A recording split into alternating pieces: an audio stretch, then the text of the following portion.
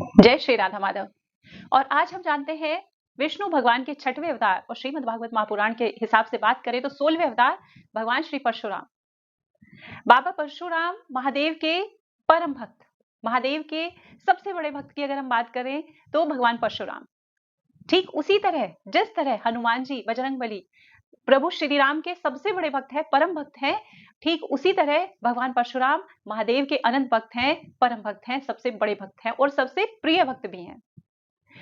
महादेव ने प्रसन्न होकर जब भगवान परशुराम ने महादेव की कड़ी कठिन तपस्या की थी, बहुत ही प्रचंड तपस्या की थी, उससे भगवान शिव ने प्रसन्न होकर फरसा दिया था भगवान परशुराम को। तभी से उनका नाम राम से पड़ा था परशुराम। परशुराम मतलब फरसे को धारण करने वाला परशुराम। भगवान परशुराम के बारे में बात करें तो इतने सारे रहस्य भगवान परशुराम के बारे में है, कितनी अनसुलझी पहेलियां हैं, कितने मिथ हैं और कितनी ही मिस्ट्रीज हैं जो भगवान परशुराम के बारे में है, जिसके बारे में बहुत कम लोग जानते हैं। जैसे भगवान परशुराम ने अपनी माता का वध किया, ऐसा कहा जाता है, लेकिन भगवान परशुराम ने अपनी माता का वध नहीं किया था। उनको मातृहंता कहा जाता है, लेकिन असल में भगवान परशुराम मातृहंता नहीं थे। तो हुआ क्या था उस दिन? उनके पिता महर्षि जमदग्नि, जो तपोबल में बहुत ही उच्च कोटि के महर्षि थे, वो पूजा पाठ और संध्या अर्चना का कार्य कर रहे थे और माता रेणुका को जल लाने भेजा था नदी में। तो माता रेणुका वहां पर गंधर्वों के जो क्रिया चल रही थी, जो लीला चल रही थी, उसमें वो थोड़ा समय वहां पर उनको लग गया, जिसकी वजह से वो आने में थोड़ा समय लगा, विलंब हो गया, लेट हो गई थोड़ा सा, जिससे ऋषि जमदग्नि बहुत क्रोधित हो गए।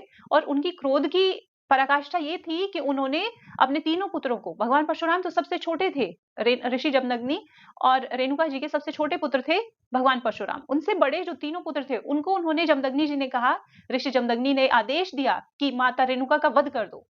लेकिन तीनों पुत्र ऐसा नहीं कर पाए, क्योंकि अपनी माता जो जन्म देने वाली है, ऐसी जन्मदायिनी माता को मारना कोई आसान काम नहीं होता। तो तीनों पुत्रों के मना करने पर ऋषि जमदग्नि और क्रोधित हो गए और तीनों पुत्रों को भस्म कर दिया। इसके बाद जैसे ही भगवान परशुराम आते हैं, इस घटना का सुनकर भगवान परशुराम को भी ऋषि जमदग्नि वही आदेश देते हैं कि अपनी माता रेणुका का वध कर दो।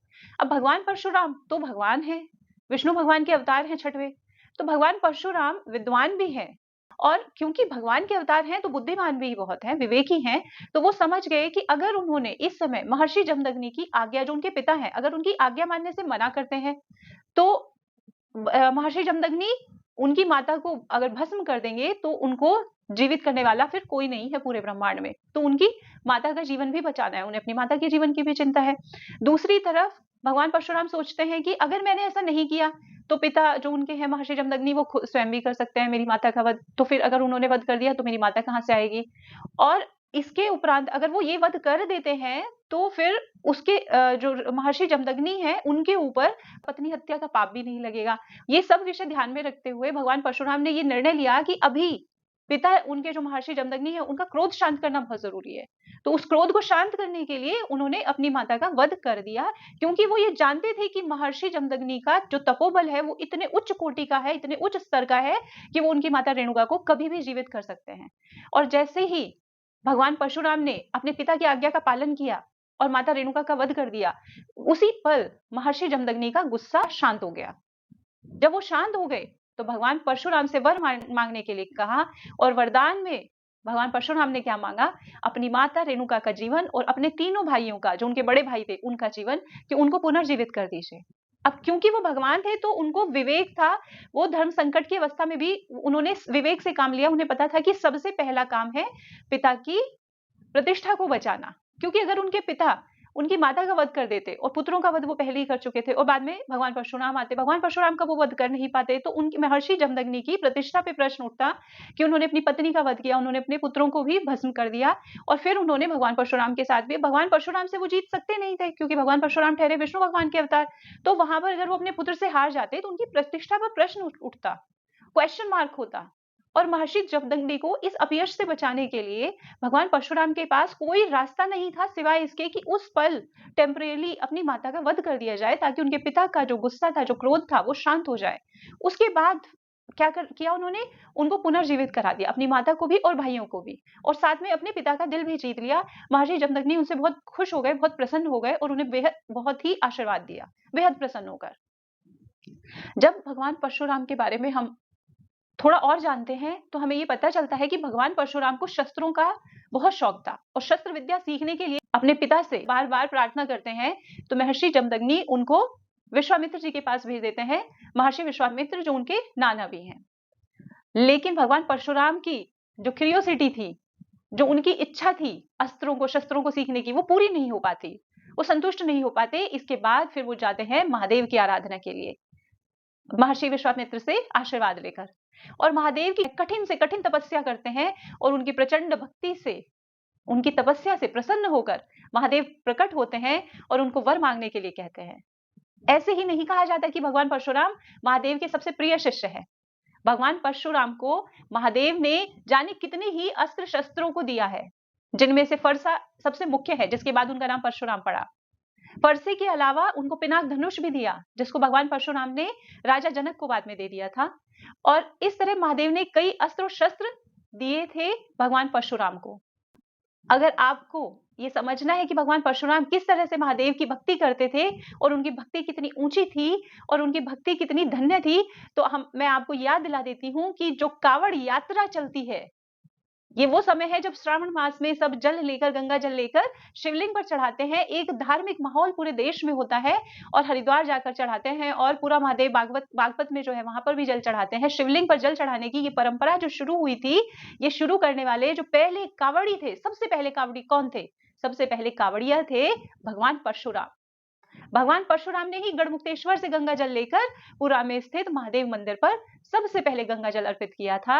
और उन्होंने ऐसा तब किया था जब हलाहल विष से महादेव का गला जलने लगा था, क्योंकि महादेव ने विश्व के कल्याण के लिए जब हलाहल विष को गले में धारण किया था, अपने कंठ में धारण किया था, तो उसके बाद से उनका कंठ नीला हो गया था। उसको शांत करने के लिए भगवान परशुराम ने महादेव को प्रसन्न करने के लिए, उनके गुरु भी थे, उनके आराध्य भी थे, उनके इष्ट भी थे महादेव, उनके लिए गंगा जल लिया गढ़मुक्तेश्वर से और पूरा महादेव में उन्होंने कई बार जाके गंगा जल अर्पित किया। और इस तरह से ही कावड़ यात्रा की शुरुआत हुई थी। अगर हम बात करते हैं कि भगवान परशुराम कब से है, तो भगवान परशुराम तो त्रेता युग में भी थे, यानी रामायण काल में भी थे, द्वापर युग में भी थे, भगवान श्री कृष्ण के समय जब महाभारत हुई थी उस समय भी थे, आज कलयुग में भी हैं। भगवान परशुराम तो चिरंजीवी हैं। अब प्रश्न ये उठता है कि आखिर ऐसा क्या हुआ कि विष्णु भगवान को भगवान परशुराम के रूप में ये छठवां अवतार लेना पड़ा? ऐसी क्या समस्या आ गई थी, ऐसी क्या परेशानी आ गई थी, ऐसी क्या जरूरत आन पड़ी थी कि भगवान विष्णु को परशुराम जी के रूप में अवतार लेना पड़ा?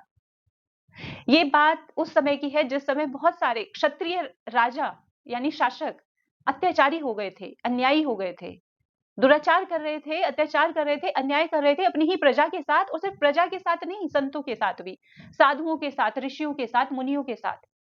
तो वहां पर जो एक अनाचार का माहौल हो गया था, अधर्मी शासक हो गए थे, अत्याचारी शासक हो गए थे, ऐसे राजाओं को सबक सिखाने के लिए, धर्म की स्थापना के लिए क्या भगवान विष्णु ने परशुराम जी के रूप में अवतार लिया था। भगवान परशुराम जी के जीवन का उद्देश्य ही था धर्म की स्थापना और अन्याय का प्रतिकार करना, दुराचारी राक्षसों का, अन्यायी और अत्याचारी राक्षसों का वध करना, उनको समाप्त कर देना, उनके अस्तित्व को मिटा देना, यही भगवान परशुराम के जीवन का उद्देश्य था। महादेव की भक्ति करने वाले उनके सबसे प्रिय शिष्य, जिनको महादेव ने उनके जन्म के, उनकी डेस्टिनी के हिसाब से, उनका जन्म इसीलिए हुआ था कि वो अधर्म का नाश करके धर्म की स्थापना कर सके। तो ऐसे में महादेव ने उन्हें जितने भी आवश्यक अस्त्र थे, शस्त्र थे, वो सब महादेव ने भगवान परशुराम को दिए थे। और ये जो अस्त्र शस्त्र थे, ये समय समय पर, अगर बात करते हैं रामायण काल की, तो सीता स्वयंवर को याद दिलाती हूँ। सीता स्वयंवर के समय जब महादेव का धनुष, जो भगवान परशुराम ने राजा जनक को दिया था, और राजा जनक ने पिनाक, उस धनुष नाम था पिनाक, महादेव का धनुष था पिनाक, और राजा जनक ने पिनाक पर प्रत्यंचा चढ़ाएगा जो, उसी से मैं अपनी पुत्री सीता का विवाह करूंगा, ऐसी शर्त रखी थी स्वयंवर में।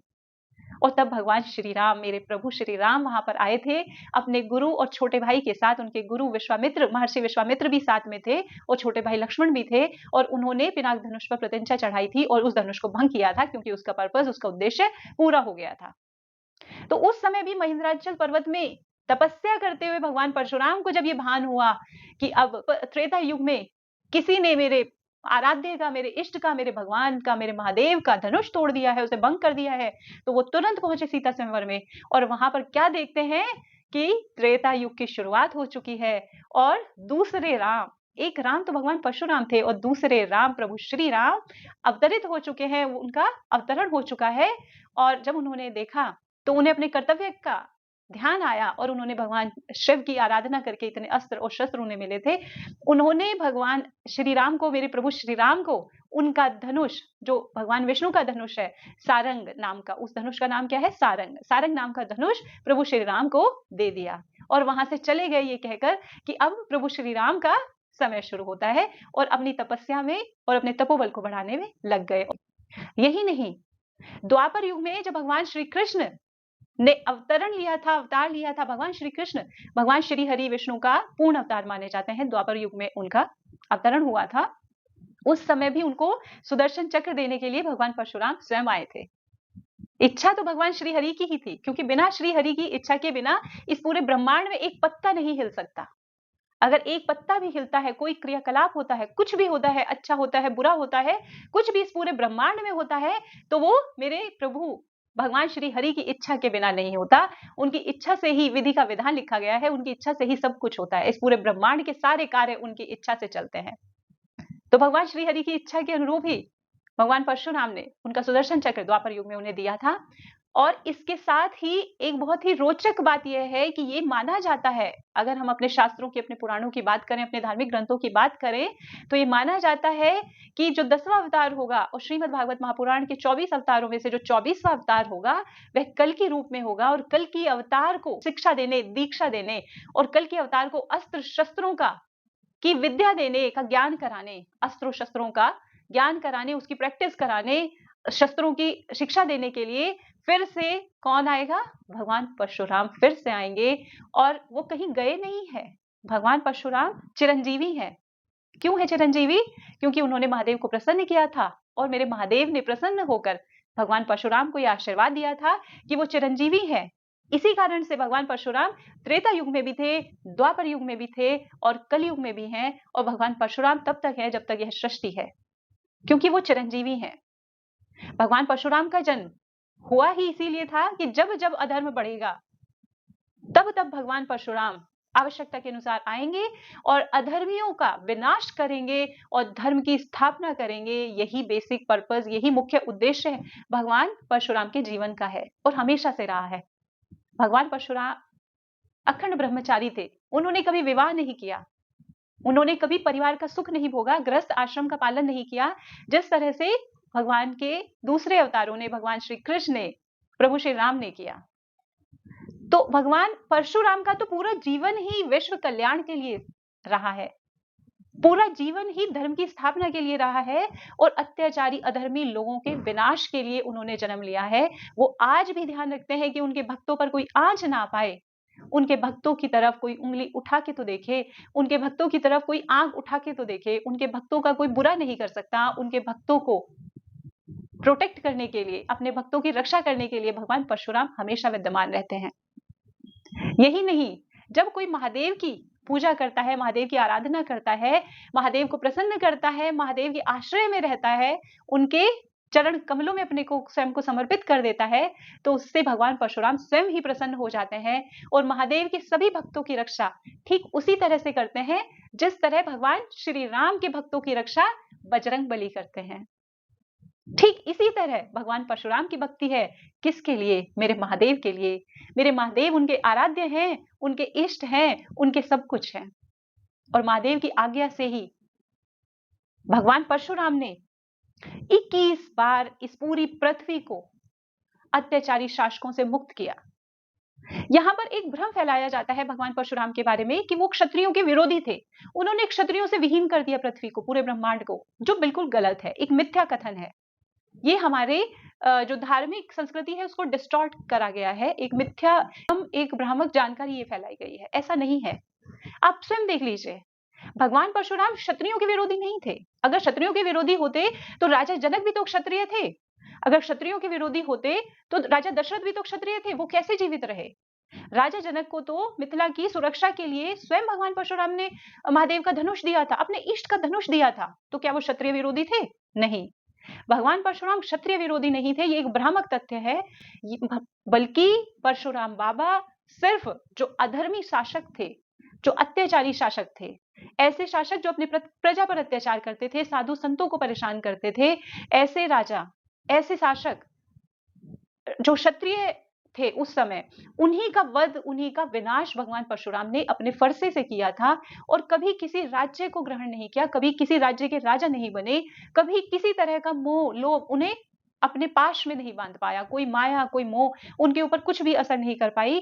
वो वीरों के वीर थे भगवान परशुराम। भगवान परशुराम हमारे लिए एक ऐसे आदर्श है, सनातन धर्म में जन्मे प्रत्येक मनुष्य के लिए भगवान परशुराम एक आदर्श से कम नहीं है, जो वीरता को बताते हैं, वीरता को रिप्रेजेंट करते हैं, बताते हैं कि सनातन धर्म में कैसे कैसे वीरों ने जन्म लिया है। भगवान परशुराम हम सबके लिए आदर्श हैं।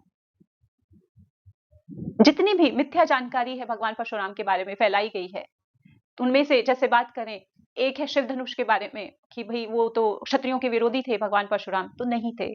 अगर विरोधी होते तो राजा जनक को अपना धनुष नहीं देते, अपने महादेव का, अपने इष्ट का धनुष नहीं देते। तो क्षत्रियों के विरोधी नहीं थे, वो विरोधी थे अत्याचार के, अधर्म के, वो विरोधी थे अन्याय के।